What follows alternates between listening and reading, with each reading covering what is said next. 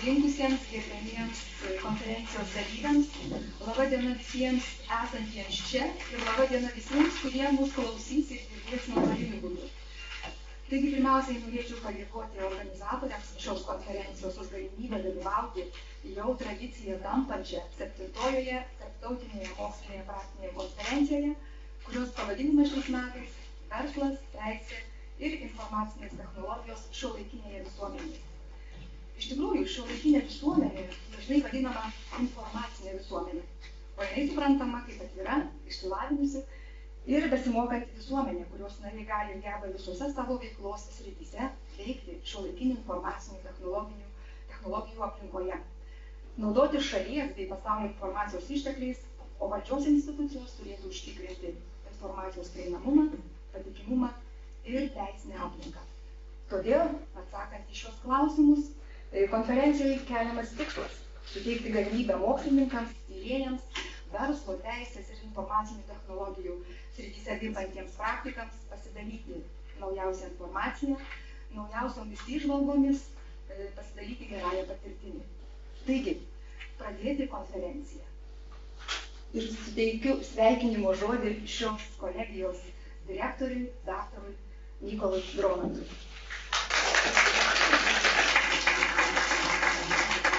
Labadiena, mėly kolegos, mūsų svečiai, konferencijos dalyviai.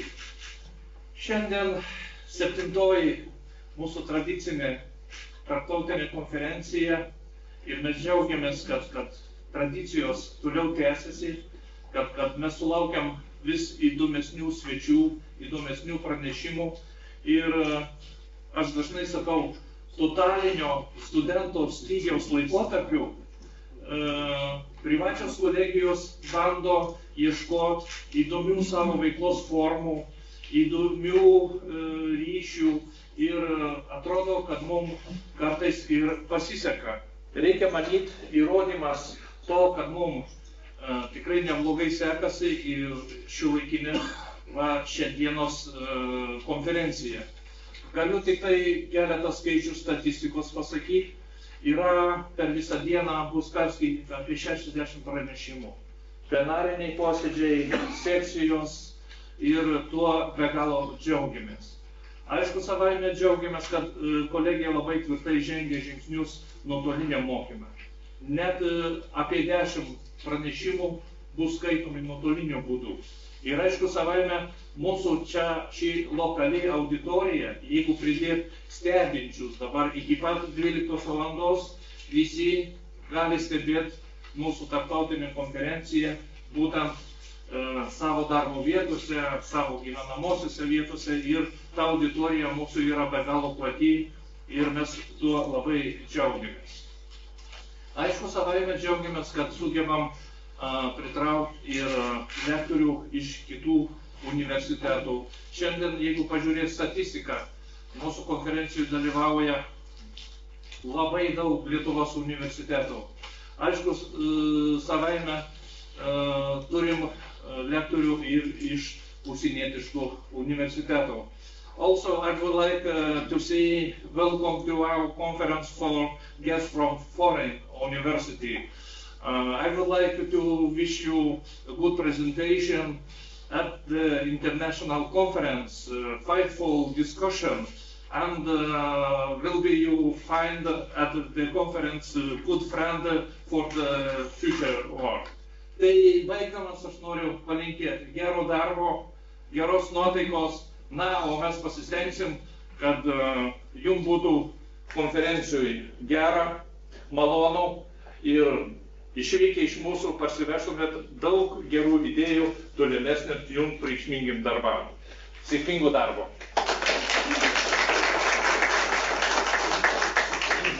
Ačiū direktoriai sveikinimo žodį. Dabar norėčiau truputėlį informacijos. Neprisistačiau, esu profesorė Daiva Beržinskienė ir moderuosiu šį plenarinį posėdį. Taigi numatyti plenarinėme posėdyje 4 pranešimai, šių vienas užsienio atstovų. Taigi pranešimui skiriama iki 30 minučių, žodžiu 20 minučių pristatymui, 10 minučių klausimų, tikiuosi aktyvių klausytojų ir sulauksim įdomių klausimų. Na, o planuojame baigti plenarinį posėdį apie 12 valandą. Nuo 12 valandos yra numatyta kavos pertrauka. Po kavos pertraukos darbas bus tęsiamas sekcijose. Taigi viena sekcija bus transliuojama nuotoliniu būdu, vyks būtent šioje auditorijoje, o kitos sekcijos, kitų sekcijų darbas pasiskirstys kitose auditorijose. Taigi dar kartą pratęsdama direktoriaus mintis, noriu visiems palinkėti įdomių pranešimų, daug klausimų, domėkimės, dalyvaukim, klauskim, naudokimės tą puikią patirtimį, kurią Šiaurės Lietuvos kolegija mums suteikia. Ar būtų kokių klausimų dėl turinio, dėl eigos? Ačiū. Taigi, gyvenimo kokybė susieta yra su bendra visuomenės gerovė. Dažnai mes skirtingai suvokime tą gyvenimo kokybę. Egzistuoja esminis trūkumas tarp suvokimo ir tiesiog praktinės patirties. Taigi šiais ir kitais klausimais kviestumėm pasisakyti pirmąjį pranešėją, docentą daktarą Dalių Serafiną, Vilniaus universiteto Lietuvos kokybės vadybos ir inovacijos asociacija. Prašau.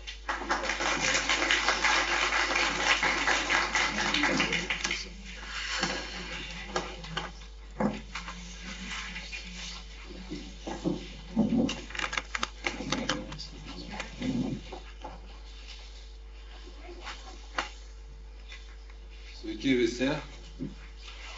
Ar jūs laimingi šiandien? Geras klausimas. Klausimas, kodėl laimingi? Kodėl? Žinot, kodėl? Kartais sunku pasakyti, kodėl mes esame laimingi, bet vienas Harvardo tyrimas duoda mums atsakymas. Jį vėliau paminėsiu, koks tas tyrimas. 75 metų longitudinis tyrimas, kuriame dalyvavo 1000 žmonių. Taip, tai manau, kad mes čia susirinkom ir esame laimingi todėl, kad mes norime bendrauti, norime pasidalinti, norime sužinoti. Ir mūsų situacijai matematika yra tokia. Dalybos veiksmas reiškia daugybę. Keista, ne? Dalinamės emocijom, mes jas padauginam, daliname žiniom, mes jas padauginam. Galbūt čia yra vienas iš atsakymo variantų, kodėl esame šiandien čia ir esame laimingi. Ir kitas galbūt dalykas, kad mes nešam tam tikrą misiją, ar kolegiją, ar universitete, mes norim padėti žmonėm suprasti, kodėl jie gyvena, ką jie veikia, kodėl jų gyvenimas atrodo laimingas, atrodo kokybiškas arba nekokybiškas. Kokia yra problema? Taip, bandysiu automatiką. Taip, automatika kol kas nereikia, reikės tada mechanika. Taip. Tik to, aš paspausiu. Ir pasirodo, reikia mokėti. Raktiniai žodžiai. Vien kalbant apie gyvenimą, mums reikėtų kelių ciklų, seminarų, kad išsiaiškinti, ką mes suprantam žodžiu gyvenimas. Tai šitą 20 minučių tiesiog savo įžvalgas pateiksiu, o paskui galėsime padiskutuoti, pasiginčyti ar čia, ar koridoriui ir panašiai. Gyvenimo kokybė taip pat yra, sakykime, iššūkis ne tik asmenims, bet ir vyriausybėms, nes arba sąjungoms įvairioms, nes kaip sudėlioti visą valstybių valdymo politiką, kad piliečiai būtų patenkinti, kad jie liktų Šiauliuose, rajone, Lietuvoje, kad jie nemažėtų demografiškai ar migraciškai ir panašiai. Tai čia irgi yra daug įvairiausių gyvenimo kokybės vertinimo sistemų ir prieigų ir panašiai. Europos Sąjungoje vienokie klausimai, ekonominės bendrijos, OECD šalių yra gal šiek tiek kiti klausimai, bet vėlgi bus galima padiskutuoti šio klausimu. Ir kokybės vadyba. Kokybės vadyba galbūt vienas tokių žinomesnių klausimų, nors ne visai. Teko šitą klausimą nagrinėti tiek versle nuo 95 metų, tiek ir valstybės valdyme, tiek ir švietimo srityje. Tai atrodo, kad klausimas suprantamas, bet iš tikrųjų taip nėra. Ir tai matome per mokslo studijų įstatymą, mokslo studijų politikos įgyvendinimą, inovacijų politikos įgyvendinimą ir panašiai. Tai, sakėm, čia irgi bus galima padiskutuoti. Kokia problema yra? Pats pavadinimas yra šiek tiek iššūkintis - gyvenimo kokybės vadyba. Taip, ir visi trys žodžiai gali būti labai interpretuoti skirtingai. Ir, sakykime, šitos interpretacijos ir duoda objekto apibrėžtumo problematiką. Taip, ir tada norint kalbėti apie tai, ką daryti, mums reikia pirmą susitarti, apie ką mes kalbame, apie objektą. Nes skirtingas objektas reikalaus skirtingų veiksnių ir panašiai. Tai ir vystymosi gairių. Tai mes galime sakyti, tai asmens požiūriu yra problema apibrėžianti gyvenimo kokybę ir gyvenimo kokybės vadybą. Ir tiek asmuo turi tam tikras vystymosi stadijas ir kiekvienoje vystymosi stadijoje ta gyvenimo kokybė nesuprantama kitaip. Tiek organizacija turi vystymosi stadijas, tiek ir valstybės, tai yra mūsų Lietuva, irgi turi tam tikras vystymosi stadijas, kur kiekvienu atveju gyvenimo kokybė yra apibrėžiama arba akcentuojama šiek tiek kitaip. Taigi, ir problema yra tokia, kad pavyzdžiui, jūs susiję daugiausiai su jaunimo auklėjimu, jūs suprantat, kad kiekvienas, mes kaip dėstytos ateinam ir mes pradedam pasakoti jaunimui, kaip ta gyvenimo kokybė iš mūsų taško atrodo. Ir tam jaunimui galų gale susisuka galva ir jisai neišeina suvesti visų dėstytojų požiūrių ir galų, ir tada jisai arba jau nebegalvoja apie tai, arba, sakykime, susiformuoja savo tam tikrą subkultūros suformuotą įvaizdį, kas tai yra gyvenimo kokybė. Na, sakykime, BMW pažemintas, paturbintas, apkabinėtas ir driks čia Tilžės gatvėje rodo jisai savo tą gyvenimo kokybę. Na, tai tada subkultūros suvokimo gyvenimo kokybė. Ir užsiduokime klausimą dar savo, kaip, sakykime, švietėjams, o kaip mes padedam surasti tą gyvenimo kokybę asmens lygmenį. Nes jeigu, sakykime, asmuo nesupranta, ką jisai veikia šiame gyvenime, tai tada atėjęs į organizaciją, jisai įneša destrukciją. Ir tada organizacijos gyvenimo kokybės irgi kenčia nuo to. Tai prasideda, taip pas mane buvo, aš pats esu ir darbdavys, ir mano komandai dirba žmonės, ir asociacijų yra daug, sakykime, suinteresuotų asmenų. Ir aš matau, jeigu tik tai atsiranda, sakykime, vertybiniam lygyje nesusipratimų, tai organizaciniam lygyje tie nesusipratimai kaip pasekmės išauga, išbujoja ir neduoda pasiekti reikšmingų rezultatų. Tai organizacija arba, sakykime, galima valstybė kaip didelė organizacija nagrinėti, tai yra tas pats. Grįžtant prie mūsų kaip universiteto arba kolegijų misijos, mokslo studijų misijos, tai mūsų misija yra padėti užtikrinti šalies visuomenės kultūros ir ūkio klestėjimą, būti kiekvieno Lietuvos Respublikos piliečio visaverčio gyvenimo atrama ir paskata. Visaverčio gyvenimo, aš kaip ir savo analizėje vertinu, kad visavertis gyvenimas tai kokybiškas gyvenimas. Taip? Mes suvedam tos du terminus, tos dvi sąvokas į vieną. Tai yra atrama ir paskata. Ir jau mes 7 metus tai deklaravom, nuo 2009 metų. Klausimas, kaip mums sekasi. Tas sekasi nelabai kaip. Taip. Tai Lietuva per 3 metus paliko 82 000 gyventojų. Kiek Šiauliuose gyvena gyventojų? Gyveno 150 000, dabar 100 neliko. 100. Tai vadinasi, per 3 metus, sakykime, dabartiniai tokie kaip Šiauliai, jie dingo iš Lietuvos. Ne?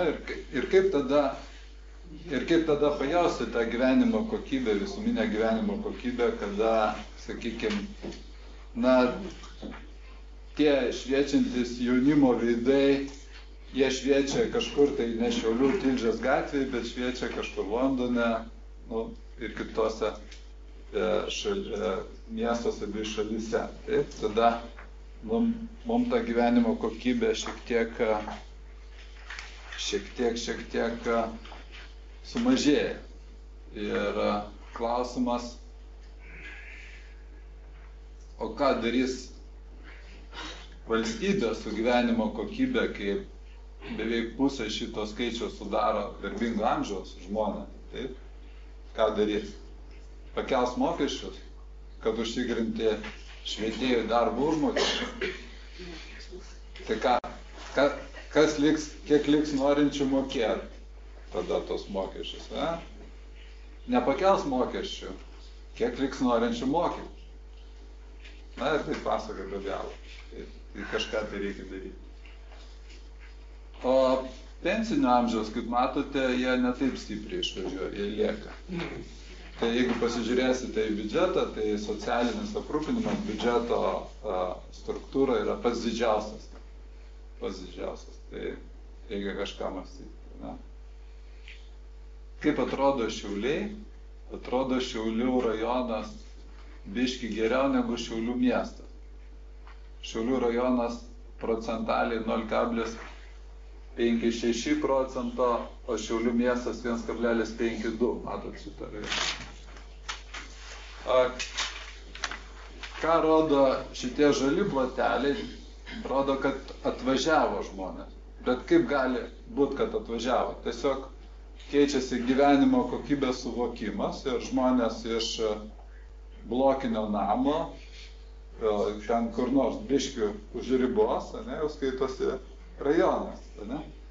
Ir tada gaunasi pliusas. Taip atrodo Kauno, taip atrodo Klaipėdos, taip atrodo ir Šiaulių lyginant emigracijos dydį. Sakykime, gali būti, kad šiek tiek iš Šiaulių atlėkė į rajoną, iš Šiaulių atlėkė į Vilnių, į kažkur tai į kitus ir tada galbūt išlėkė ir už Lietuvos ribų kažkiek. Tai klausimas, kaip yra su gyvenimo kokybė ir su gyvenimo kokybės vadyba čia, mūsų bendruomenė, mūsų mieste. Ja? Sakykime, klausimas. Ir kokios priežastys yra? Pirmas dalykas, priežastis, aš darau tokią išvadą, kad mes nesusišnekam, pirmas dalykas, kas yra gyvenimas.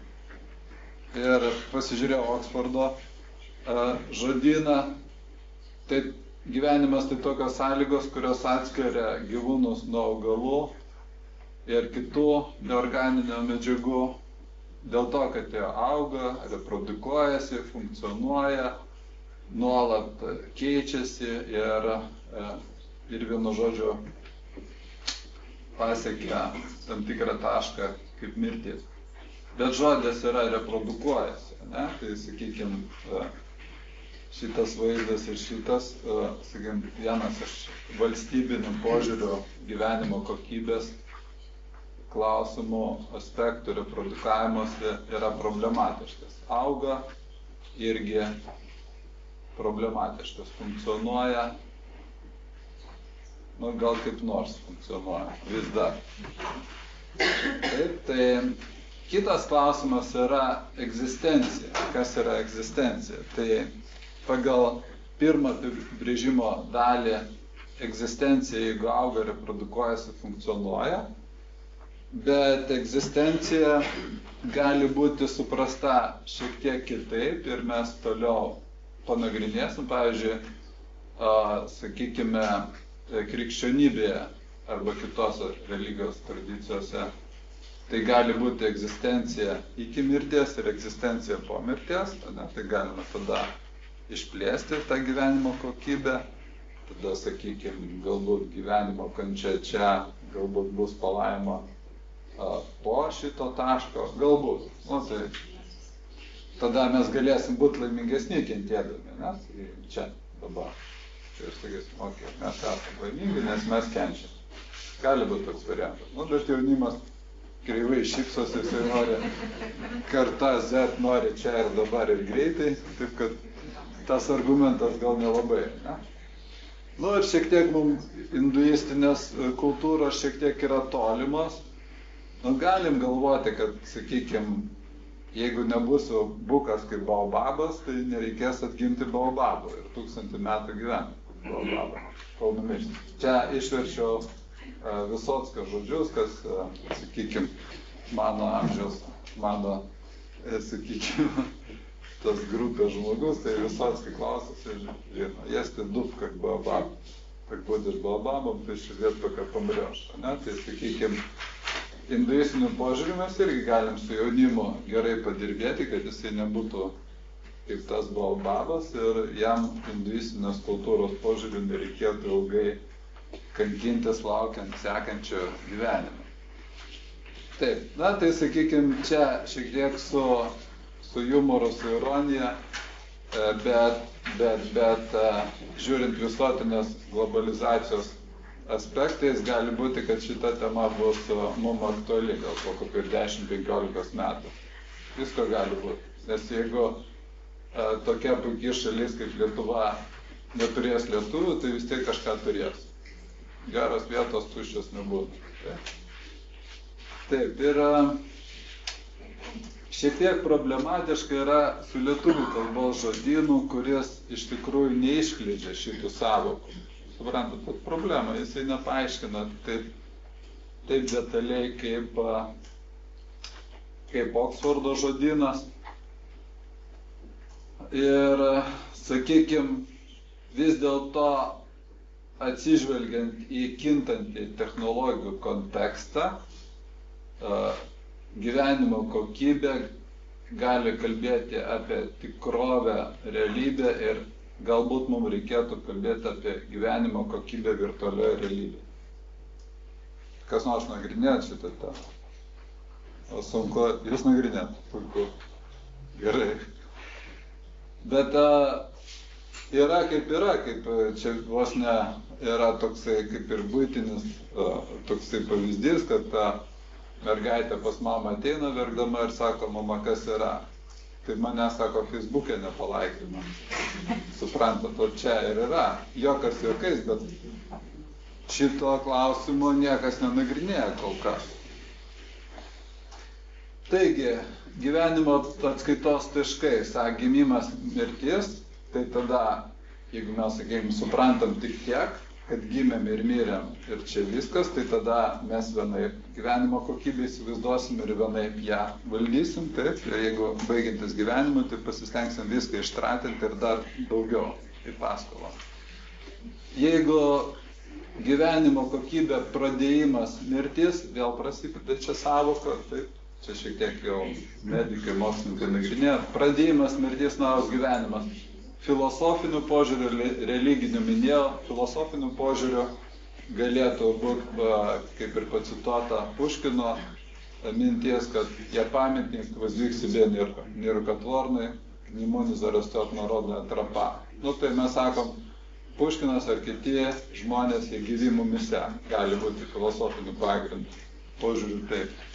Biologiniu požiūriu buvo apibrėžimas Oksfordo, technologiniu požiūriu, pavyzdžiui, gyvenimas hologramai. Gal teko girdėti apie pasiruošimą technologiškai perkelti smegenų funkcijos į hologramą ir gyvensit, žinai, tenai, kur nors debesyse. Kaip ir skamba panašiai su krikščionybės doktrina, ne? Su naujom technologijom mes galim gyventi debesyse. Ar yra prieštaraujančių? Ne. Suvokimo problema. Okay, per daug toli. Gerai, judam toliau. Kokia problema yra su Lietuvos, sakykime, Respublikos terminų banku, kad jisai aiškina gyvenimo kokybę per sporto terminų žodyną ir tai yra 2002 metų. Ir mano įžvalga, kad neišsamus gyvenimo kokybės apibrėžimas oficialioje terminologijoje turi įtakos politikos formavimui ir įgyvendinimui. Taip, žiūriu, taip, jau baigėsi mano laikas. Aha, taip, sekundė. Vadybos procesas, tai tiesiog toliau daugiau neapsistosiu, tai yra tikslai, kylantis iš misijos, vizijos, čia su sąlyga, kokie tikslai gali būti greitai besikeičiantis, jeigu nesuprantam vizijos, misijos, planai, valdymas, kontrolė, vertinimas, tobulinant naujai. Tai yra nuolatinis ciklas, jisai paremtas Demingo ciklo ratu. Ir esmė yra darbas su priežastim. Mūsų darbas yra iš tikrųjų su mintimis, nes mintis daro įtaką veiksmams, o veiksmai virsta rezultatą. Tai priežastis yra veiksmai ir mintis. Taigi, tada kokios mintis ir kaip jos atrodo, sakykime, pagal įvairius tyrimus. Čia, sakykime, yra statistika. Pagal statistiką BVP Lietuvoje yra 74 vietoje ir pagal pasitenkinimo rodiklius Lietuva 67. Pagal šitą grafiką lyg ir sutampa, kad ir galbūt ta politika orientuota į BVP didinimą, kurį mes čia girdim kaskart, galbūt kažkiek koreliuoja su šitais klausimus. Tačiau šitas grafikas rodo, kad visiškai nekoreliuoja. Tai yra, pavyzdžiui, pagal BVP tenkinant rodiklį mes esam šitoj zonoje, va šitam stulpelį, tačiau subjektyvus gyvenimo gerovės rodiklis, subjektyvus tai yra suvokiamas. Jisai yra labai dideliai, kaip sakant, dideliam diapazone skiriasi. Ir čia reiškia, ką reiškia šitas taškas Lietuva? Reiškia, kad nevertinam tai, kad turi. Realiai didžiausias, sakykime, būtų postūmis gyvenimo kokybė, jeigu padirbėtume su požiūrės į tai, ką mes galvojam, ką mes mąstom, ką mes turim, ką mes vertinam. Tai vėlgi grįžtam prie to, kad tai yra mūsų aukštojo mokslo politika. Ir matome, ten pozicija nesikeičia, nors BVP keičiasi drastiškai vienam žmogui. Suprantat, o pozicija visą laiką liekant toje pačioje vietoje. Tai šitas teiginys, šitas faktas liudija tai, kad BVP augimas nepriklauso, sakykime, nuo BVP augimo nepriklauso mūsų gerovės subjektyvus suvokimas. Siūlau paklausyti Robert Waldinger, jisai dabar yra direktorius, būtent 75 metų trukmės tyrimo, kas daro gyvenimą laimingu. Šitą siūlau, tai neapsistosiu toliau. Čia gali būti įvairūs veiksniai kriterijai ir čia turi būti tam tikra sistema ir mes matome, kad laimingi mes negalim būti be tam tikros ekosistemos. Iš čia išplaukia tam tikras suvokimas, tas darnus buvimas aplinkoje ir kodėl, pavyzdžiui, rodo, matot, iš miesto kelias į rajoną. Galbūt čia paaiškina šitą schemą. Taip? Ir vėlgi grįžtam prie misijos ir mes čia turime sumanę specializaciją ir gaila yra tai, kad sumanė specializacija nėra tų esminių problemų, apie kurios aš kalbėjau, bet nežiūrint to, galbūt kažkaip tai bus sprendžiama. Kaip problemą sprendžia politikai, pasaulyje yra įvardintos svarbios sritis, tai yra bado klausimas, geros sveikatos, kokybiško išsilavinimo, švaraus vanduo. Ir daug kur mes čia Lietuvoje esam tarp tam tikrų rodiklių gana neblogai. Kaip šitie tikslai atsispindi Europoje, tai pažangus augimas, žiniomis ir inovacijomis grįsta ekonomika. Čia, sakykime, vienas iš tokių argumentų gyvenimo kokybės, kad jeigu aš gilinuos kažkur, aš matau savo augimą, matau organizacijos augimą arba šalios, aš subjektyviai vertinu geriau savo gyvenimą. Tvarus augimas, tai yra efektyviai naudojami ištekliai. Mes matome pagal BVP ten augimą Kinija viršija visus rodiklius, bet kai pamatom smogą Kinijos miestuose, mes susigastam ir apsidžiaugiam, kad gerai, kad pas mus taip nėra. Ir įtraukiantis augimas, tai yra galimybės dirbti, socialinė teritorinė sanglauda ir panašiai. Ir Lietuvoje mes turime 16 vyriausybės pagrindinius siekius. Žmonės jaustųsi orus, saugosi ir laimingi. Klausimas tik tai, kaip tie faktai atspindi, ar orus, saugosi ir laimingi žmonės, kodėl išvažiuoja iš Lietuvos ir taip masiškai. Tai tas nesiseka. Ir čia dėl biudžeto, tai klausimas dabar išvis toksai dar vienas labai aštrus klausimas. Kaip susijusi visa valstybės funkcionavimo sistema su tvariu augimu? Kaip susijusi? Niekaip nesusijusi. Prieš atvirkščiai proporcingai susijusi. Žiūrėkit, iš ko daugiausiai mes gauname iš pridėtinės vertės mokesčio. Iš ko tas? Iš vartojimo yra. Suprantat, tai kaip dabar suderinti gamtos tausojimą ir vartojimą? Ir tada gaunasi taip, kad žodžiu sako, mažinkit vartojimą, o paskui ekonomistas atsistoja, sako, tik vidaus vartojimas ištemps mūsų ekonomiką. Suprantat? Ir kur čia visa kokybė atsiranda? Tada žmonės nesupranta, ką reikia daryti, ką reiškia kokybės vadyba ir panašiai. Ir taip pat kiti klausimai. Na, čia daug klausimų, bet man reikia baigti. Ačiū už dėmesį. Liekam prie diskusijų. Ačiū pranešėjai už be galo įdomų pranešimą. Aš manau, kad klausimų tikrai turėsim, jeigu nespėsim dabar po pertraukėlės ir visą kitą. Gal yra klausimų? Čia eigoje kėlėt, norėt tikriausiai pasisakyti, aš taip supratau. Prašom. Sukėlėt prieš. Ja. Aš gal sekantis pranešimas, aš esu mintis pratęs. Ok, gerai. Aš gal tokie, gal jūsų kažkokios išvalgos apie Emiliją Šiaurės Lietuvos. Tai iš tikrųjų labai įdomus veiksnys yra apie tai, kaip jaunas žmogus emigruoja. Aš paklausiau, ką jie ten dirba ir kiek valandų jie dirba. Ir aš pagalvoju, kad jeigu jie dirbtų tiek valandų Lietuvoje, kiek jie dirba ten, jie irgi tų pinigėlių uždirbtų, bet įdomus jų požiūris, kad Lietuvoje aš noriu gauti, darbo telefoną, automobilį, dirbti gerą darbą ir iškart butą turėti. Bet išvažiuoju, emigruoju, aš iš esmės sąlyginai, galima sakyti, vergauju. Ir ten jaučiuosi laimingas, bet čia nesijaučiu laimingas. Kur čia susikerta ta problema, kad... Aš darau tokį įžvalgą, kad matėte iš įvairių grafikų, kad didžiausia problema yra čia. Vienu žodžiu, mes, sakykime, jeigu pasižiūrėsit Harvardo to tyrimo, ten yra video, įvesti praktinius žodžius, rasit.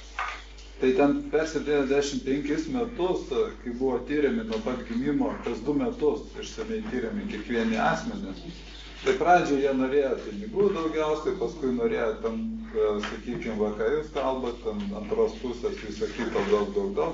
O ant galo suprato, kad viso, ko jiems reikėjo, tai reikėjo šiltų santykių ir bendravimo.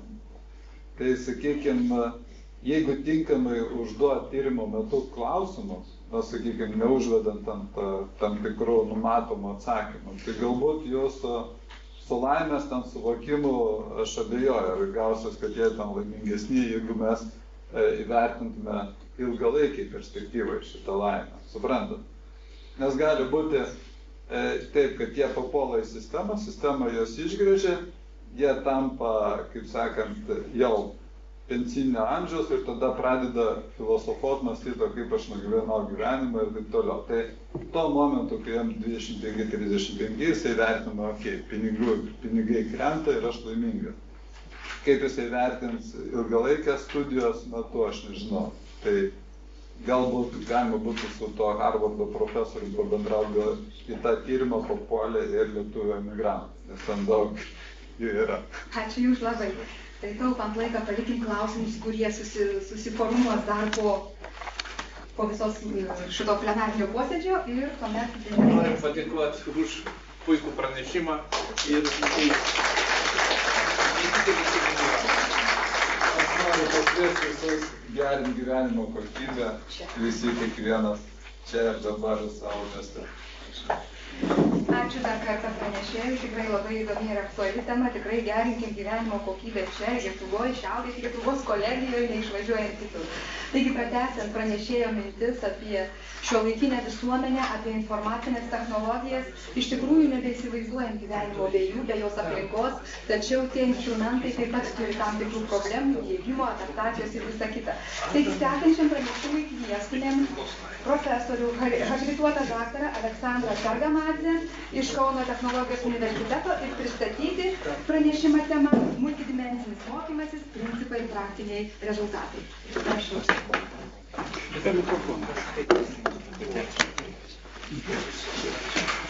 Labą dieną. Nuo vaikystės žaviuosi Visockiu.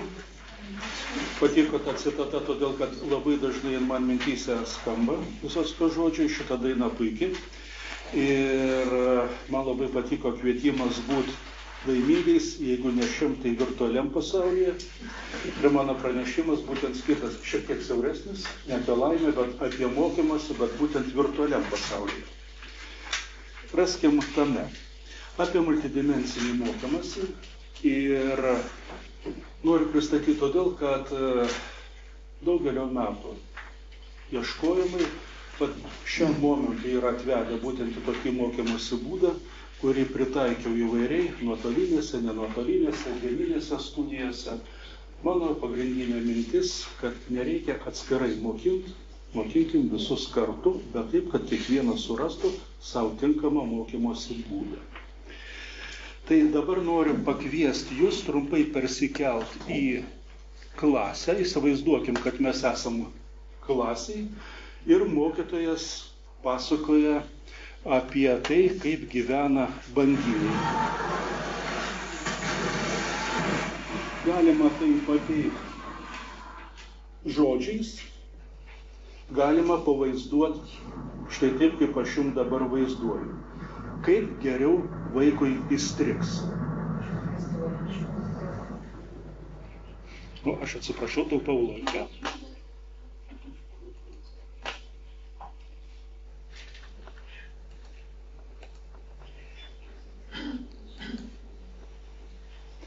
Taigi, pat visos šitos technologijos, kokia įtaka jos turi mokymuisi? Kodėl aš užduodu šitą klausimą? Štai čia yra diagrama, kuri yra paskelbta 69 metais. Pažiūrėkime trumpai. Veilo teiginiai. Po 2 savaičių tai, ką žmogus perskaitė, jis atsima tik 10%. Tai, ką jis išgirdo, 20%.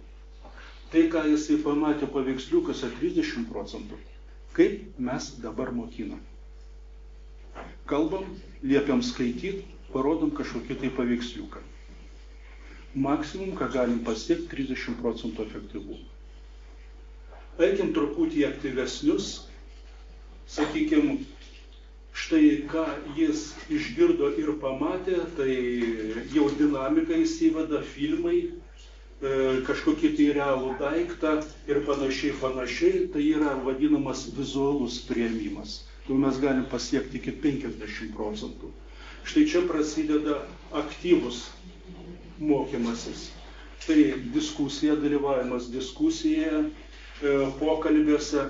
Jeigu jisai daro pranešimą kažkokią tai temą, jau jisai patenka štai į šitą zoną. Jeigu jis praktiškai kažką tai padaro, įsimena galbūt visam gyvenimui, praėjo daug metų, galbūt jau viskas pasikeitė. 2003-2004 metais kitas mokslininkas Van Damas atliko tyrimus, pratęs aš nerodysiu dabar, panašus trikampis, bet jau panaudojant šiuolaikinės technologijas. Tikrai Veilo laikais nebuvo dar visų tų technologijų. Praktiškai atkartojo. Jo rezultatai beveik tokie patys. O kas mūsų laukia, pažiūrėkim, juk yra. Jau akiniai dabar apie 10 firmų leidžia. Gaila, Google'as pristatė savo Google Glass. Bet jie pratęsia darbus. Aš nekalbu apie laikrodžius, kur jau šveicarus nukonkuravo elektroniniai laikrodžiai. O kalbėti apie holografiją, tai ką aš jums rodžiau, papildytą realybę, holografiją, kur, minėjo ir sąmonę, galbūt ateityje mes perkelsim, semantiniai tinklai, dirbtinis intelektas, visas šitas jau yra, dar nėra paplytę tai, kas yra čia įvardinta mūsų kasdieniam gyvenime, bet ateina metai, 2-3 tai bus. Pagaliau su ta mašina aš jau važinėjau. Tikrai yra, įdomu. Su Google? Ne su Google. Aš važinėjau su Lexusu. Bet dabar važinėjau su Nissanu, su kuriuo ginčijus. Todėl, kad jis man liepia vienai pavažiuoti, skaito ženklų, sako, negalima 70. O aš sakau, vėluoju pranešimą padaryti. Technologijos dabar mes sakom, ateina ir kenkia vaikams. Visiems. Aš noriu čia perskaityti, jūs turbūt nematysit. Citatą. Nuo tada, kai Gutenbergas sukūrė pirmasis spausdinimo mašinas, jaunimas pasikeitė. Visi sukišo nosis į knygas, dingo dvasingumas ir gyvas bendravimas. Kieno citata? Notas Benetis. Data 1444 metai. Ar ne tą patį girdim mes dabar? Reiškia, visa šita diskusija, jinai tęsiasi. Pratęsiu dėl mokymosi. Kodėl, pavyzdžiui, netinka tas mokymasis, koks jis yra, vadinkim tradicinis? Visų pirma, jis griežtas. Mes orientuojamas į tam tikrus gyvenimo tarpsnius, sakom, atvyk čia, dabar eik pa šitą protingą profesorių, po to eik pa ne tiek protingą, bet irgi gudrų docentą ir panašiai. Tai yra, mes verčiam prisitaikyti. O iš principo reikėtų visiškai kitaip taikytis ne prie to, prie institucijos, o prie žmogaus kokie poreikiai. Jeigu jis dirba, turi šeimą, negali išvažiuoti, mokymasis turi ateiti ant pas jį, kuris jį gali mokytis. O kaip apie kokybę? Tai iš karto galiu pasakyti, ta tema neįeina į pranešimą, bet nagrinėjau. Ir tai, ką aš pasakoju, mokymosi kokybę pakelia ženkliai, lygiant su tuo tradiciniu atburbėjimu prie lentos, kuris dar vyrauja pas mus Lietuvoje. Nuotolinis mokymasis atsirado ir įnešė 2 dalykus, kuriuos mes iš karto nepastebėjome. 2 dimensijas. Tai yra nuotolį ir laiką. Nuotolinėme mokymėsi mes operuojam nuotoliu, mes operuojam laiku, kada mokausi. Ir 1840-aisiais, kaip sako Pitmano kolegija atsirado, tai buvo tik tai sinchroninis. Ryšys per paštą. Negalima kitaip. Dabartinės technologijos leidžia sinchroninį. Mes galim tuo pačiu laiku. Dėstytojas ir studentas dirba. Tai tradicinį mokymąsi mes tada galima atvaizduoti. Štai čia, koordinačia šyje.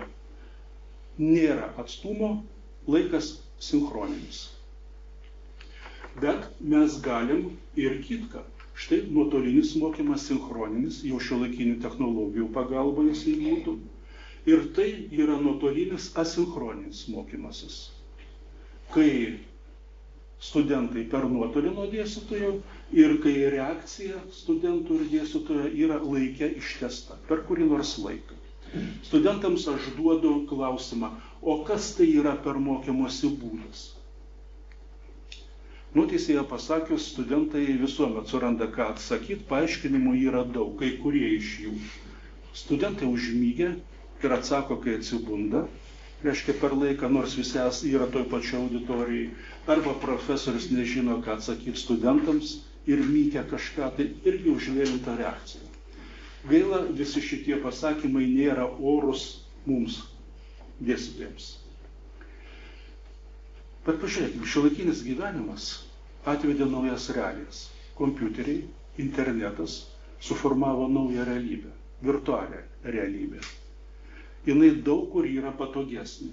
Daugelis procesų dabar keliasi į šitą virtualią realybę. Bankai, paslaugos, mokymasis, žaidimai, poilsis ir panašiai. Ir procesas tik tai stiprėja. Būtų labai naudinga, jeigu mes tai, į kur eina žmonės, ateitumėm ir su mokymosi paslaugomis, būtent į tą pačią aplinką, kur yra žmogus. Ne pas save bandytumėm atitraukti, o ateiti ten, kur jis yra. Taip kad virtualus mokymasis tai labai paprastai apsibrėžia. Tai mokymasis virtualioje realybėje. Bet atsiradus virtualiai erdvei, mes jau patenkam į trimatę erdvę. Atsiranda dar vienas išmatavimas, kokioj realybėj, fiziniai ar virtualioj vyksta procesas. Ir čia vėlgi mes galim atvaizduoti tos mokymosi įvairius būdus, bet pradžioje juos apibrėžti. Taip kad tradicinį mes vadinsim mokymosi procesą vykstantį institucijai, realioj erdvėj, realių laikų. O dabar pas mus šitoks mokymosi būdas. Virtualus mokymasis, tai mokymasis virtualioje erdvėj, bet skirtingai nuo to, kaip gyvenime kartais teigiama, vieta ir laikas, tai yra per nuotolį.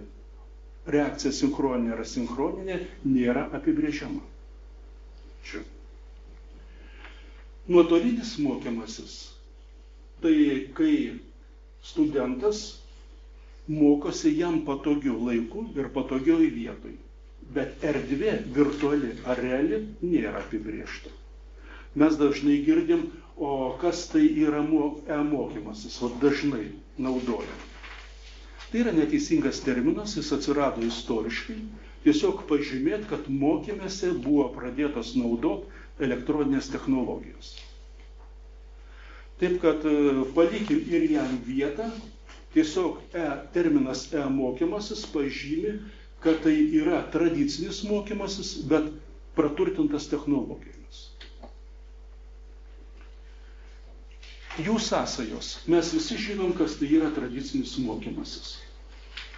Jeigu mes panaudosim įvairias priemonės, kompiuterį, tenai skaidrės ir panašiai, mes gausim tradicinį praturtintą mokymąsi. Tai yra e-mokymąsi. Bet jeigu panaudosim vaizdo konferencijas, virtualią mokymosi aplinką, mes jau turėsim virtualų mokymąsi. Tai yra mokymosi procesas didžiąją dalim persikels į virtualią erdvę. Tas pats nuotolinio mokymosi atveju. Mes žinom, kas yra tradicinis nuotolinis. Tai yra neakivaizdinės studijos, kurios dabar miršta.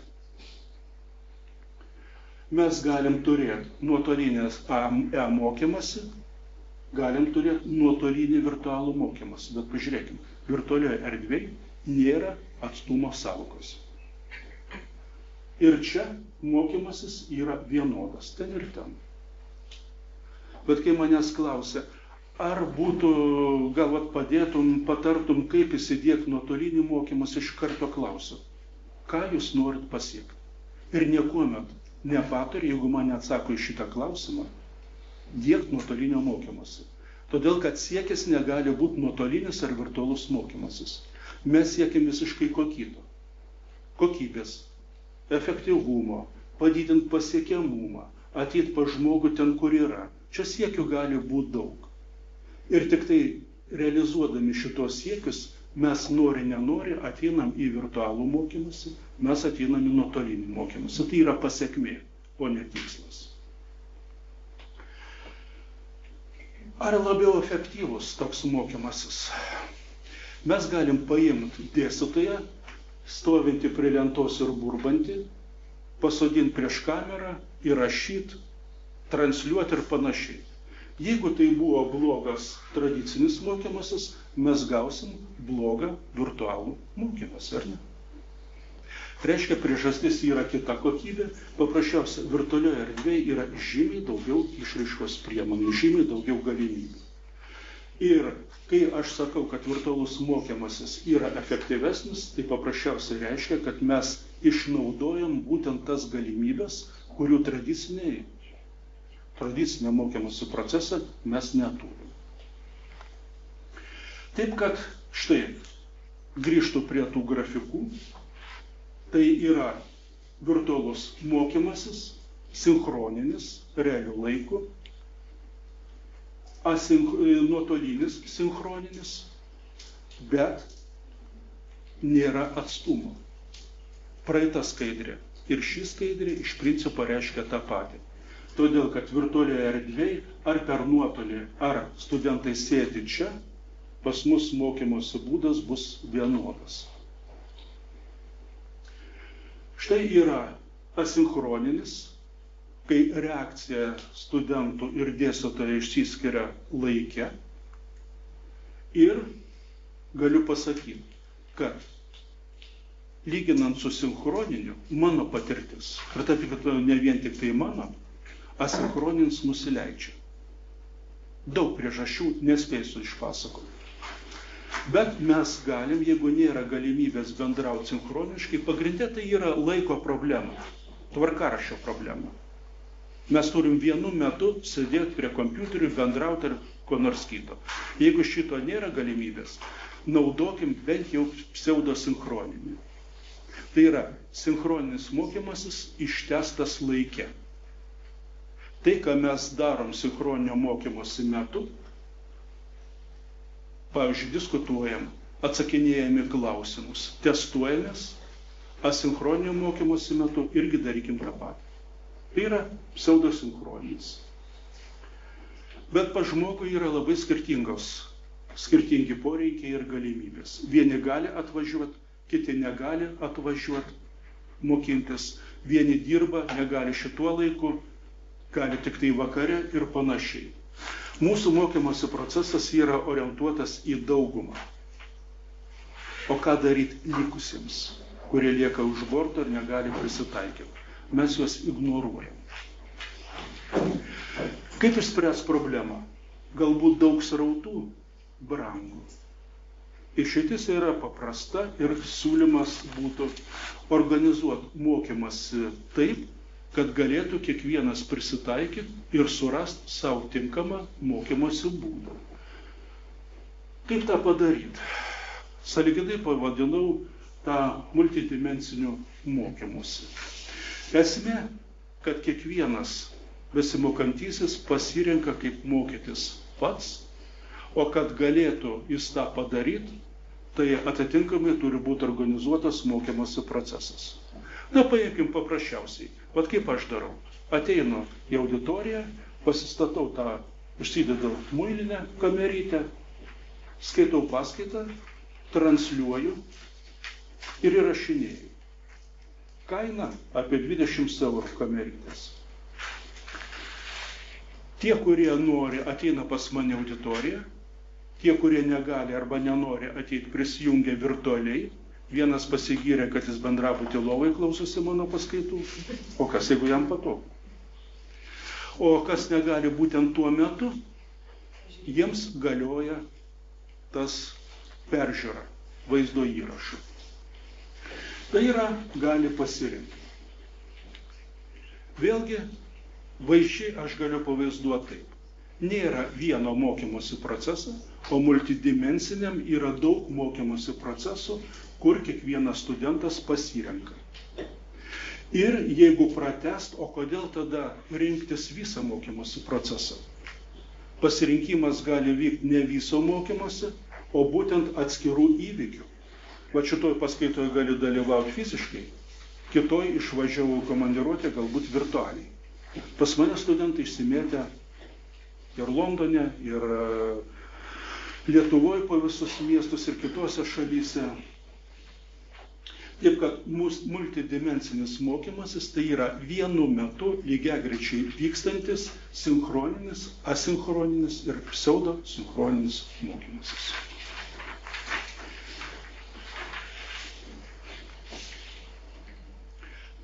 Dėstytojas turi visus įtraukti mokymosi procesą. Problema yra ta, kad skiriasi procesai. Fizinėje erdvėje, o dabar aš žiūriu į jūs ir bendrauju su jumis, o dalis yra žiūrinčių per atstumą. Aš turiu rūpintis, kad vienodai dalyvautų mokymosi procese. Padalinti dėmesį nėra dėstytojui lengva. Darau paprastai, suvienodinu erdvę. Prašau visus ateinančius pas mane į auditoriją atsinešti telefonus, planšetės.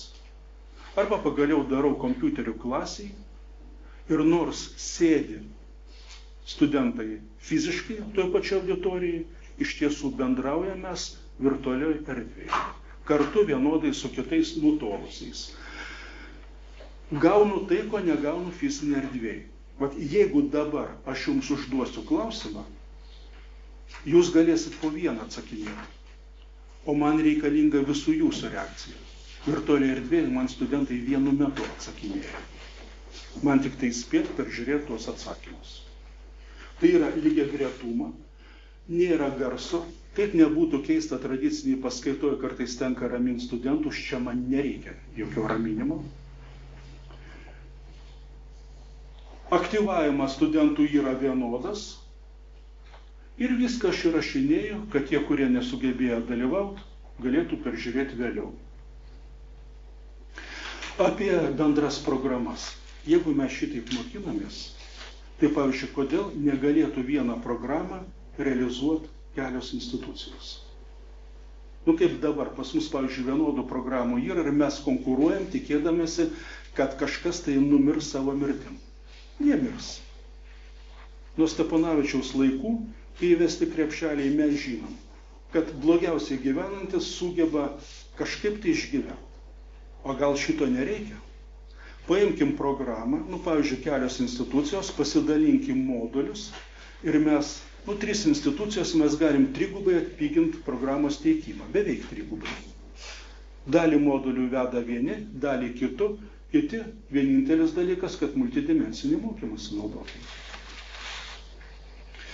Ekonominė nauda neabejotina, ir geriausius dėstytojus mes galim panaudoti. Efektyvumas labai studentai susidomi. Apklausos rodo labai geros. Ir leidžia nedubliuoti procesų, dirbant su nuotoliniais, su tradiciniais ir panašiai. Aš atidirbu visą šitą su nuotolinė programa. Mes turim ne vieną tradicinę programą, bet čia software system su šita programa. Tiesiai pasakius, dieninius studentus visus pervedžiau į šitą ir labai patenkinti, jie prašo būtent šitaip dirbti. Ir mokau programuoti pirmakursius. Irgi naudoju šitos elementus. Pas mane visi medžiaga yra Moodle, dirbu su Adobe Connect, transliacija, įrašai. Senos paskaitos yra atgyvenę ir jų nereikia. Studentai prašo nebedaryti paskaitų mūsų fakultete. Paskaitos tai yra bendras aiškinimasis ir diskusijos. Iš tikrųjų. Įnešu aktyvumo balą, studentai turi pasisakyti. Per semestrą surinkti kažkiek aktyvumo balų. Viskas yra įrašoma, po kiekvienos temos laikom testą, konsultacijų praktiškai nereikia. Paskaitos metu išsiaiškinom viską. 2 pagrindinės strategijos, tai sinchroninė forma, kai paskaitos tokios dinamiškos skaitomos, diskusijos vyksta, po temos testas, arba asinchroninė forma, čia mokymasis kartu, apie ką aš jau pasakojau. Tiesiog yra įrašoma asinchroninė forma, peržiūri tuos įrašus ir turi reaguoti. Man viską padaryti tą patį, ką sinchroninėje formoje darė kiti studentai. Tie, kurie dalyvauja realiai, jie pervedami į sinchroninę formą. Kita, kur atidirbau, tai pateikiu įrašus iš anksto Įrašuose užduodu klausimus, iki paskaitos turi atsakyti klausimus, paskaitos pradžioje konsultacija, paskui studentų moderuojamos diskusijos šitos temos. Ir po to testas.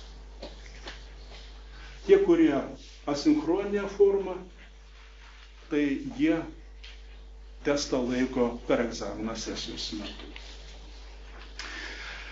Toliau pas mane yra numatyta parodyti, bet aš padarysiu truputį kitaip. Šitos skaidrės yra, jeigu ką savo pasakymu sudominau, tai va čia nuorodos, iš skaidrių jūs galėsit paimtas nuorodas ir patys pažiūrėti. Čia yra paskaitos pavyzdys, seminaro pavyzdys. Prisiminkit trikampį dalį, diskusijų, apie kurias minėjau, pavyzdys, arba darbų gynimas, egzaminuoju panašiais būdais ir panašiai. O čia bus pavyzdžiai. Ačiū už dėmesį. Jeigu susidomėsit ir norėsit tą naudot, tai mano elektroninis paštas, labai mielai padėsiu. Galiu atvažiuoti, pasakoti daugiau.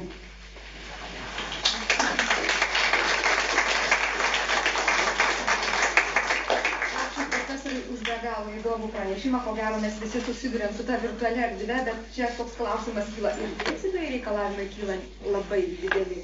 Nes vienu metu klausyti, matyti, dar ten parašyti kažkokiam žmogui, beklausiančiam, be galo sudėtinga. Tikrai taip.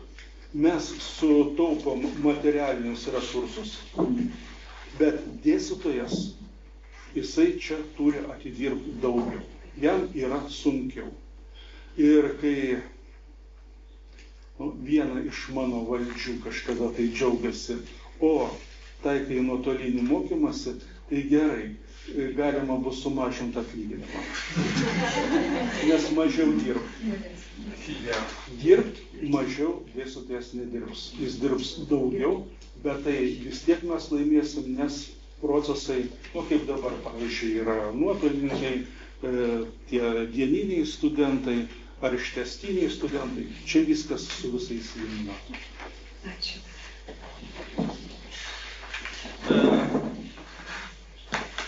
Turbūt abejingų šiai temai šioje auditorijoje nėra.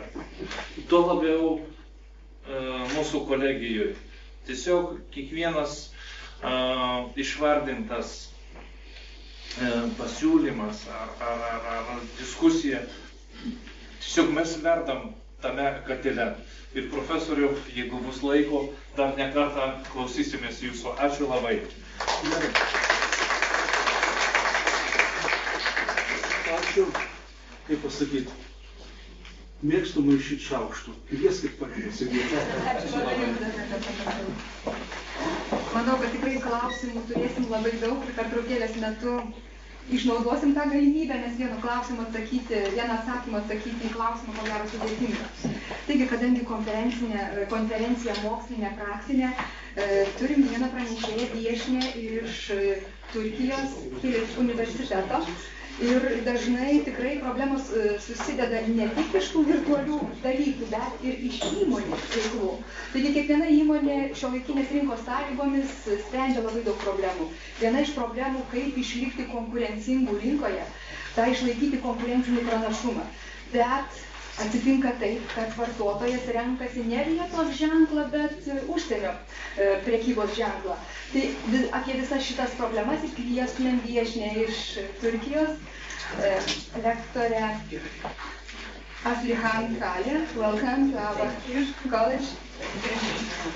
Ir išklausysim pranešimą faktoriai lemiantis priežastis, kodėl klientai renkasi tarptautinius prekių ženklus, Oro miesto Turkija atveju.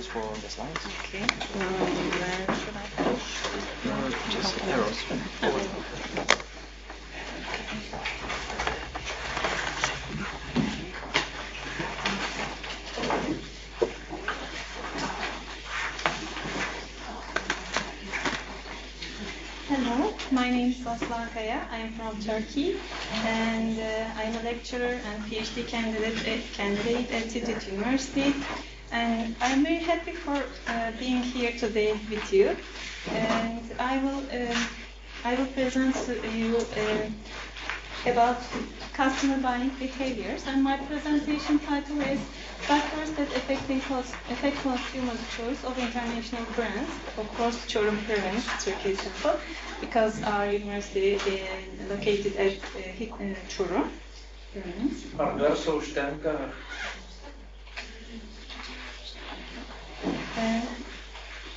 Yes, it is important for enterprises to have a competitive power and a bigger share, of course, into the competitive market. The growing number of enterprises with a market leads to decrease in the market share. On one hand, globalization makes it easier for the foreign enterprises to compete for share in the same market. On the other hand, in order to prevent the decrease in the profit share and keep their customers, enterprises try to increase the dependency of their customers to their products. To do this, of course, it is required for them to make productions according with the needs, desire, and preferences of the consumers.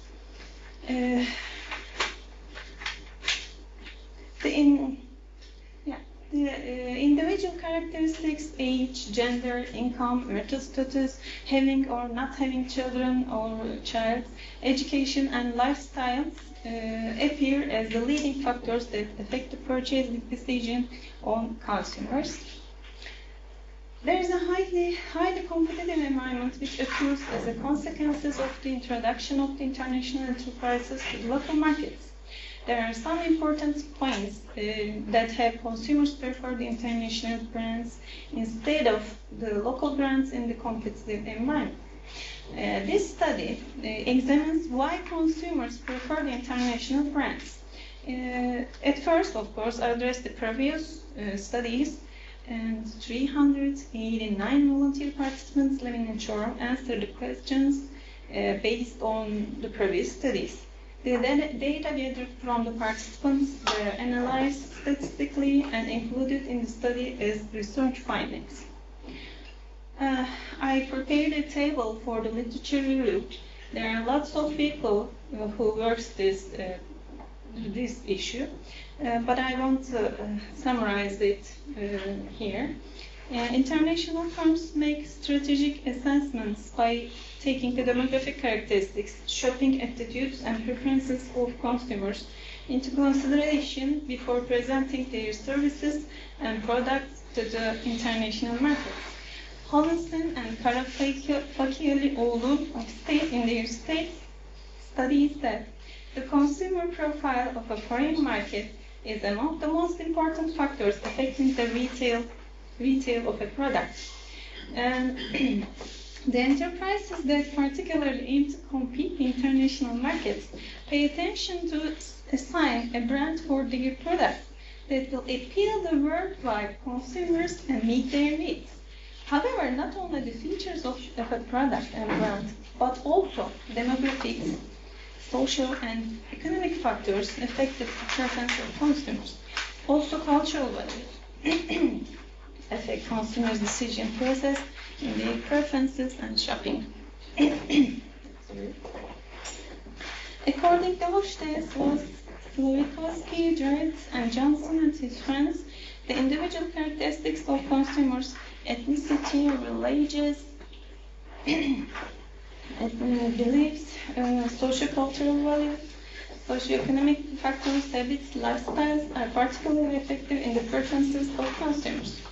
In a study regarding of importance and reasons for loyalty in preferring a store and product, Kari searched for why consumers in India prefer local stores rather than international stores.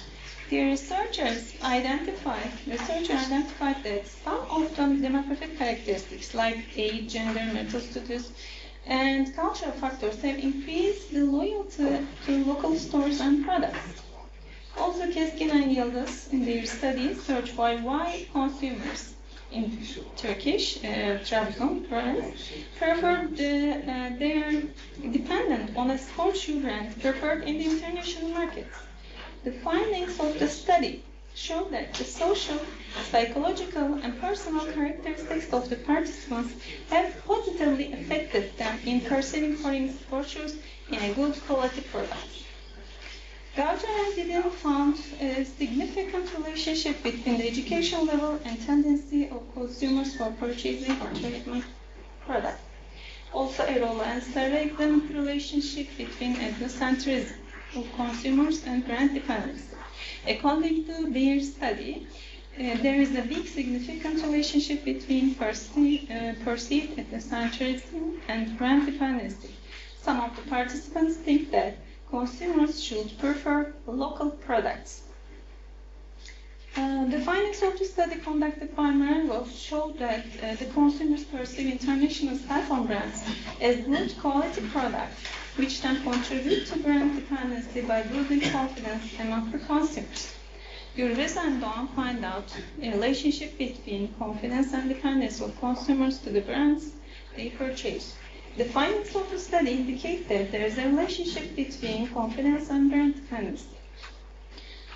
When we look at the purpose of the study, the literature suggests that some factors such as demography, economic, and culture are effective in the local or foreign brand preferences of the consumers.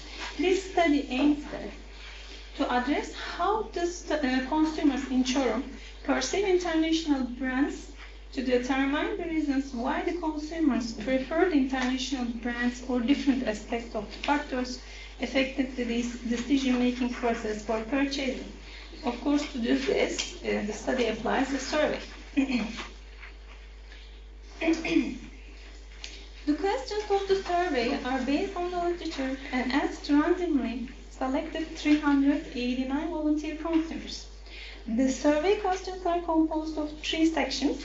The first section includes 6 questions regarding the demographic characteristics of participants. The second section includes 4 questions regarding the allocations for consumption from the monthly income of the participants, and the third section includes 14 questions to measure the perception of the participants on the factors affecting the behavior of participants to purchase international brands. The data gathered from the answers of the participants and are statistically tested, and 12 hypotheses are due to find out how the demographic characteristics and other factors affect the participants in preferring the products which have international brand value. In order to use the most appropriate quantitative research method, the variables used in the study are classified within themselves orderly. The participants' related variables, demographic characteristic and expenditure related characteristics are classified as categorical variables. The relations among variables are evaluated by using cross-tabulation analysis. The study uses the quantitative research method ANOVA to test whether there is statistically significant difference among demographic characteristics of the participants in perceiving the behaviors of the participants to purchase the product bearing international brands. The study resorts to Likert scale with 5 different levels. The scale is as follows. You can see number 1, totally disagree, number 4, totally agree. Categorical variables are classified as nominal and ordinal. From this table, you can see the frequency distribution of the data and demographic characteristics gathered from 389 participants in Çorum. You can see from here. Participants, gender, age, education level, marital status, income level, occupation, variables categorized. These independent variables used to determine the effects on consumers' buying behavior on international brands.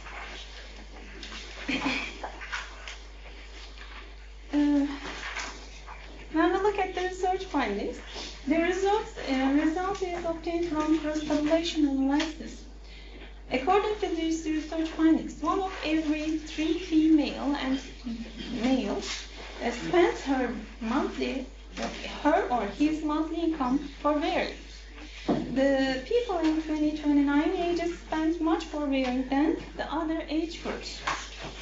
1 of every 2 participants who 60 or older spend lowest amount of their monthly income for vary. The participants in 5 different age groups allocate 10% of their monthly income to purchasing electronic products.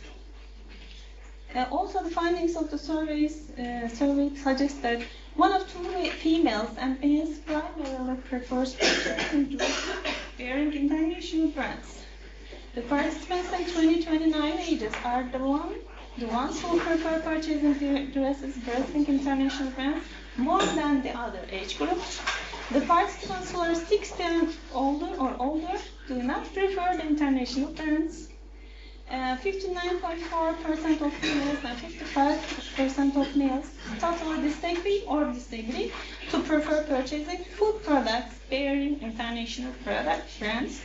44.9% of females and 47.5% of males disagree to prefer purchasing furniture also bearing international products. You can see that from this table all my hypotheses. It's totally 12 of them, and as you can see here, first, second, third, fourth, and fifth ones are accepted, and 6 ones rejected. It means that there are not statistically significant differences among consumers' preferences based on their occupation while buying international brand products on computer and mobile phone. Also, 7th and 8th hypotheses are rejected. 9th and 10th, also 12th are accepted. 11th one is rejected.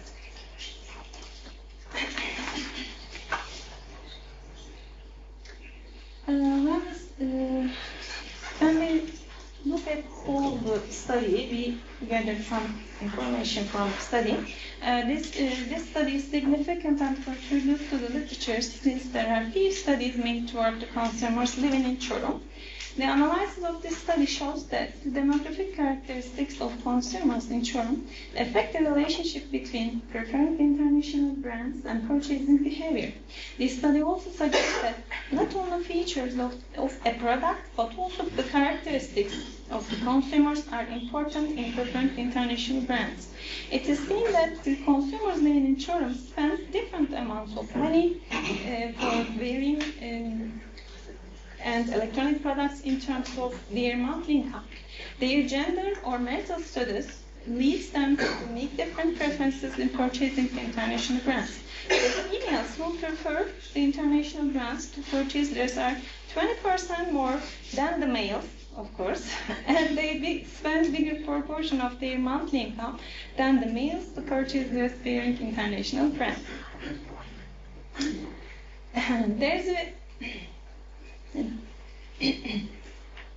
is a direct relationship between the income level of the consumers and their preference for the international brands. There are significant differences between the expenses for electronic products, PCs, and cell phones bearing international brands in terms of their ages and professions. The impact of an education level of the participants on purchasing sportswear bearing international brands is significant. There is not a significant relationship between preferring the product bearing foreign brands and the warranty policy or service network. The participants mostly prefer purchasing local food products and furniture.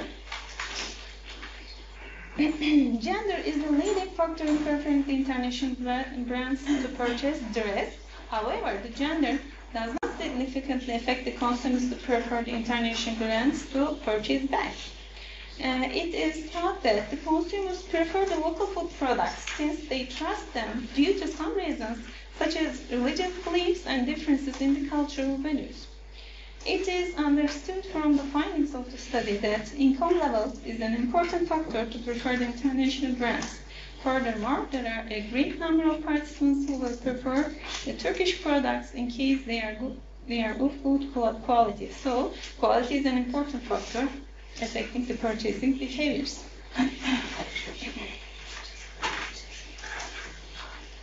It is believed that this study will make a deeper contribution to literature in understanding deeper the behaviors of the consumers living in the different countries, different cities and countries, in preparing the international brands to purchase products. By comparing the studies about the behaviors for purchasing the trade-made products or perception toward the foreign trademark products. Thank you for listening. This is my presentation.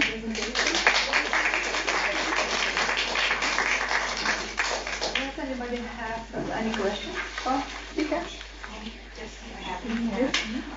Well, worldwide there is like new phenomenon which growing, getting more popular and popular. It's called 0 miles. That you buy only local production, local clothes, local from your country, and with this conscious mind, the decision I'm making that I'm not buying global companies, brands. Have you noticed this phenomenon in Turkey as well?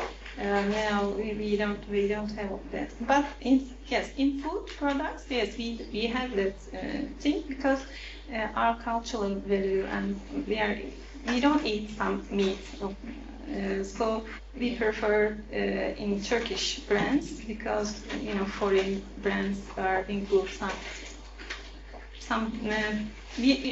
Actually, Turkish people are Muslims, so they don't eat pork. So they don't want to buy any foreign food products because they include pork.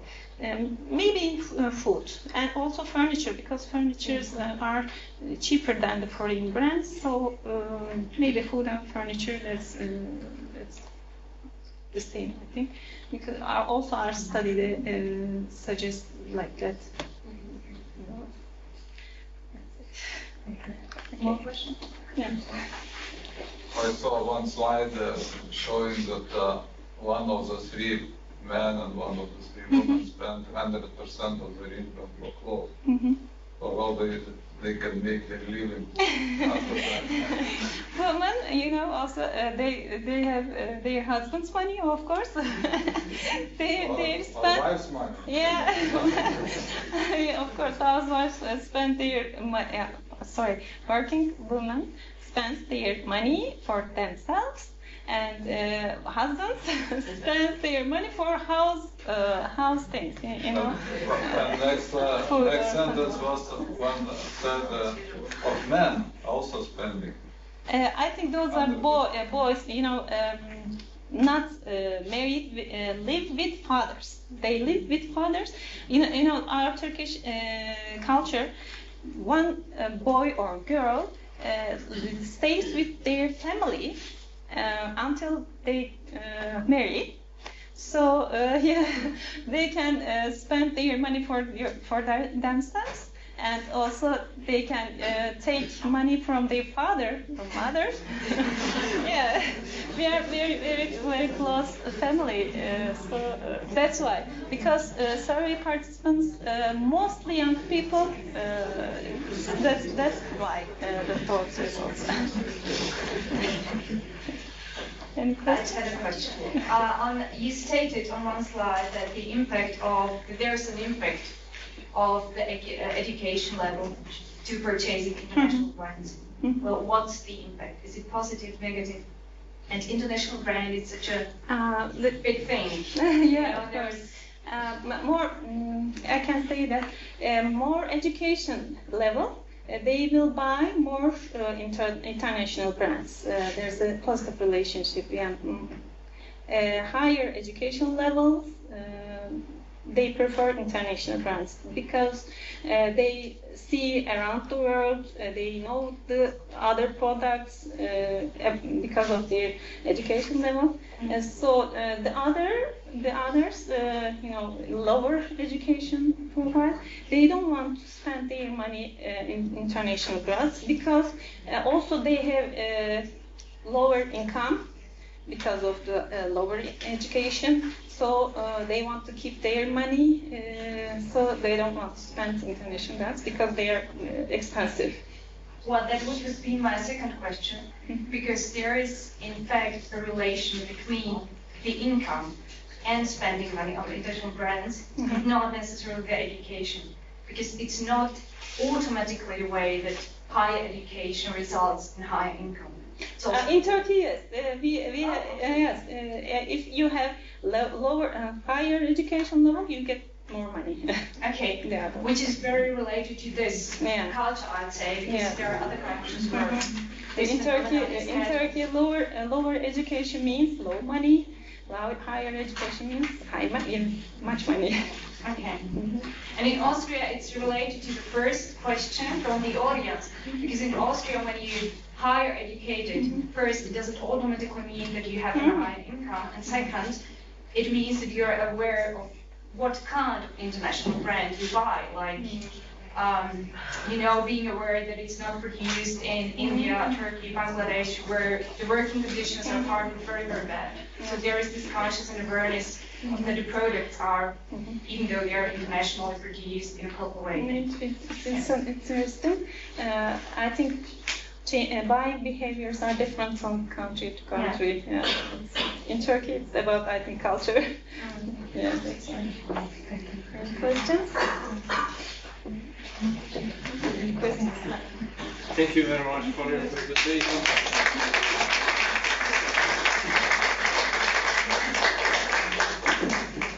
Tikrai dar kartą pranešėjai, už įdomų pranešimą, sulaukus klausimus. Na ir paskutinį pranešimą turim apie tiesioginės užsienio investicijas, jų aplinką Šiaulių regione. Prašom pristatyti pranešimą lektorė daktarė Lina Garšvienė.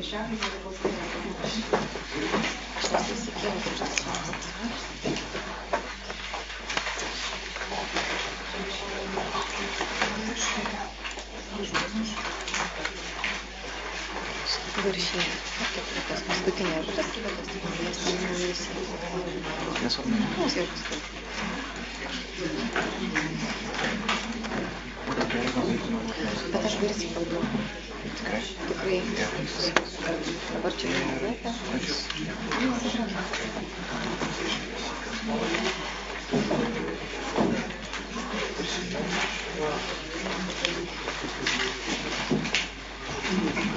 Taip, tai pradėsiu.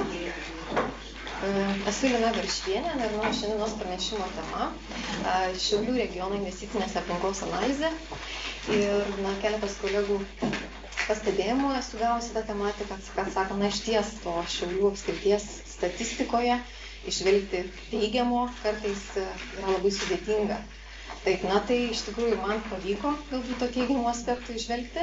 Ir visgi manau, kad tam, kad ekonomikoje turėtume ilgalaikį augimą, mes visgi turime siekti konkurencingumo tarp regionų, tai reikia atsižvelgti į juos ir stengtis išnaudoti galbūt tą potencialą, kurio dar turime ir galime išnaudoti. Tai Šiaulių apskritis, jinai pagal BVP apimtį, jai tenka net 7,3% visos Lietuvos apimties ir matom, kad didžiąja dalimi Šiaulių apskrities struktūra BVP, jinai koncentruojasi ties šiomis veiklomis, tai yra didmeninė, mažmeninė prekyba, pramonė, viešasis valdymas, gynyba, švietimas ir kitos. Ir galbūt ką būtina pastebėti, kad, pavyzdžiui, net 25% sudaro pramonė ir apie 56% tos produkcijos mes Šiaulių apskritis eksportuojame. Tai tuom galbūt esame tikrai specifiški ir stiprus. Vertinant BVP gyventojų rodiklį, tai aišku mes matome, kad čia lyderiauja Vilniaus, Klaipėdos ir Kauno apskritis, bet galbūt ką būtina pastebėti ir pažymėti, kad nuo 2009 metų šito rodiklio augimas visgi sparčiausiai yra pastebimas Šiauliuose. Galbūt skeptikai sakytų, kaip čia gali būti, galbūt tiesiog tai yra gyventojų skaičiaus sumažėjimo dėka, turime štai tokią situaciją. Tai būtų galima atmesti šitą mintį, dėl to, kad tik apie 20% įtakos turi šiam rodikliui gyventojų skaičiaus mažėjimas, kai tuo tarpu apie 80% visgi jo augimo, kitimo teigiamą linkme sąlygoja BVP. Taip, tai vertinant gyventojų skaičiaus pokyčius, tai visgi aišku pastebime, kad skaudžiausios pasekmės jaučiamos Panevėžio ir Šiaulių apskrityse, nes tenai galbūt procentaliai daugiausiai išvyksta gyventojų. Ir kaip matome, per 11 metų, maždaug nuo 2004 iki 2015 Lietuvos situacijoje mes netekome, išvyko tiesiog apie 300, daugiau negu 300 tūkstančių gyventojų. tai išties matome statistika pati yra skaudi.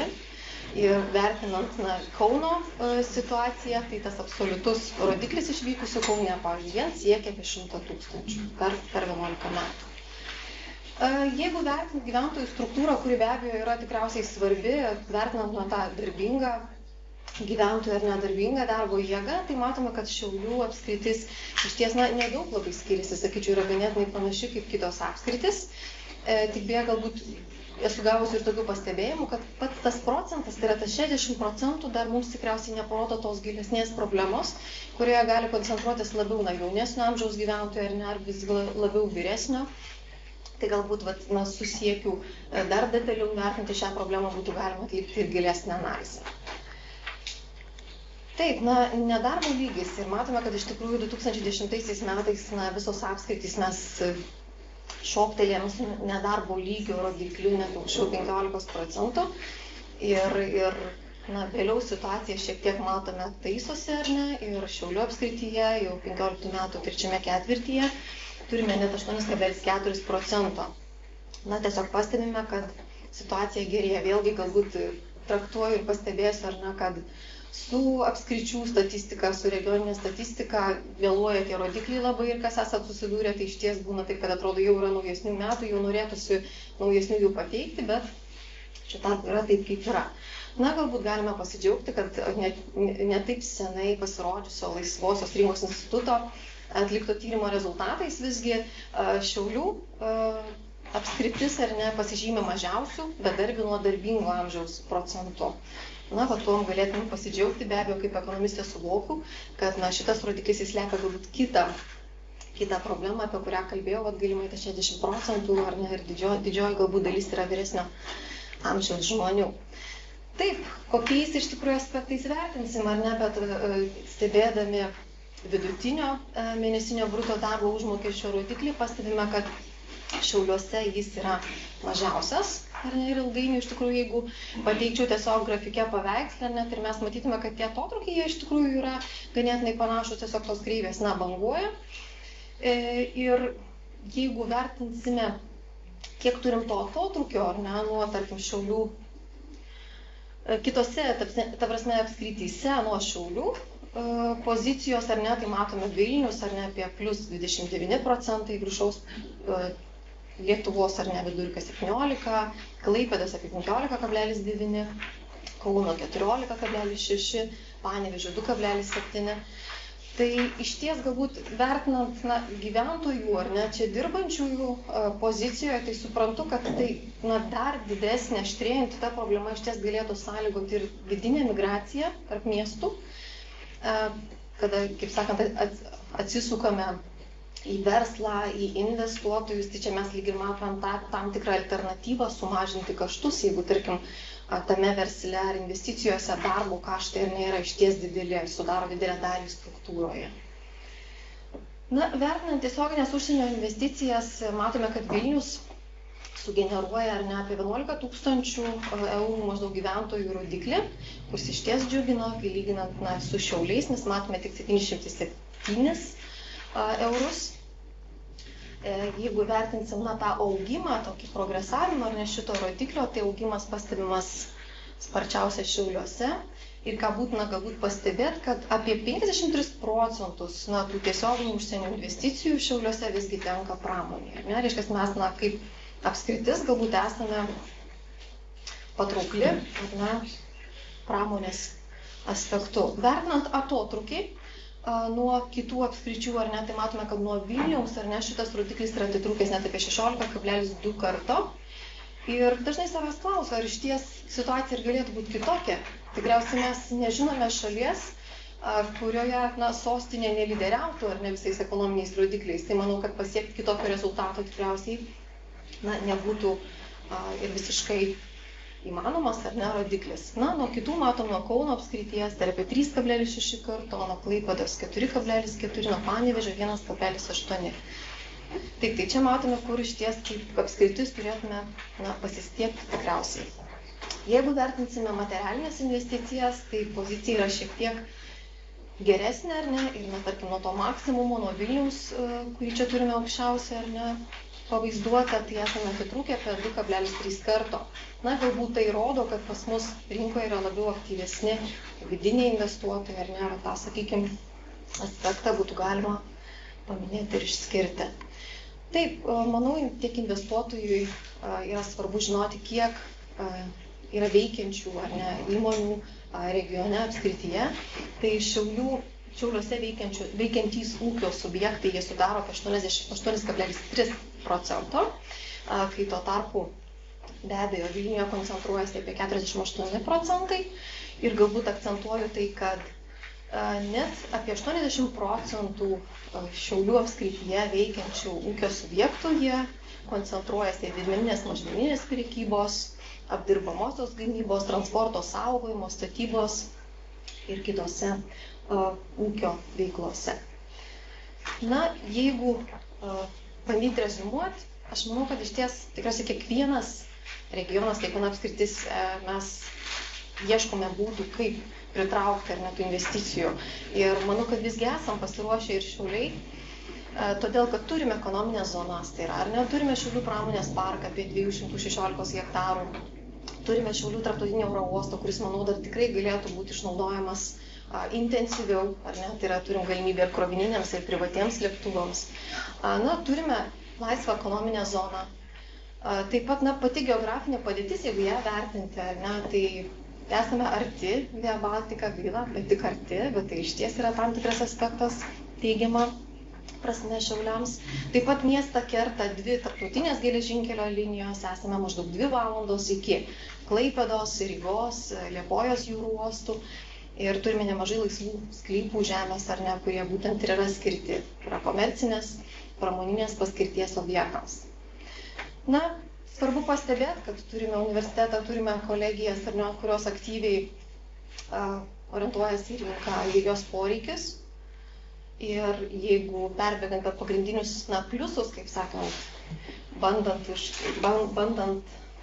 akcentuoti tą teigiamą pusę, ar ne, tų Šiaulių, iš tikrųjų, kaip ekonomistas, tai galėčiau pastebėti, kad visgi sparčiausiai augame nuo 2009 metų, kad net pats augimas investicijų tenkančių gyventojų buvo irgi sparčiausias ir šioje apskrityje apie 53% mūsų investicijų tenka pramoniai ir turime čia mažiausią vidutinį mėnesinį darbo užmokestį, kas be abejo dviprasmiškai galėtų būti vertinama, ar ne, verslo ir gyventojų aspektų. Na ir Laisvosios rinkos instituto rezultatais turime mažiausią bedarbių nuo darbingo amžiaus procentą. Na, tai mano pastebėjimai, įžvalgos yra šios. Manau, susiekiu atlikti gilesnę analizę, būtų galima ir dar detaliau vertinti rodiklius.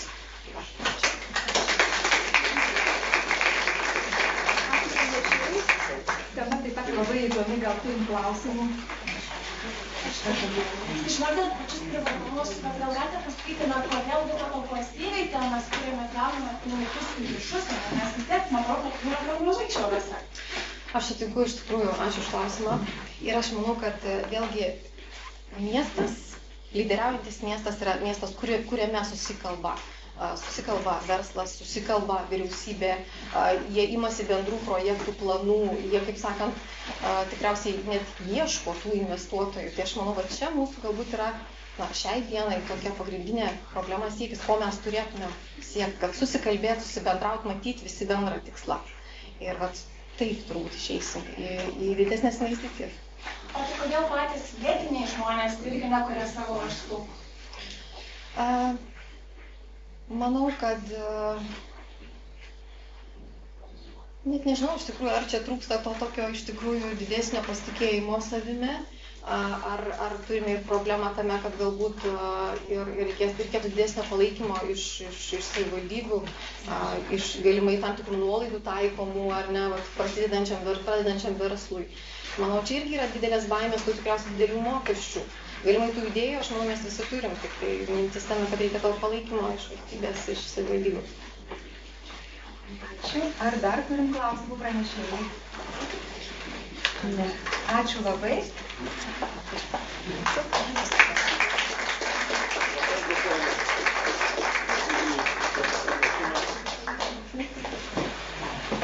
Tai dar kartą ačiū visiems pranešėjams už be galo įdomius pranešimus. Manau, liko neatsakytų klausimų, sutaupėm 15 minučių ir manau, tą diskusiją perkelsim į pertrauką.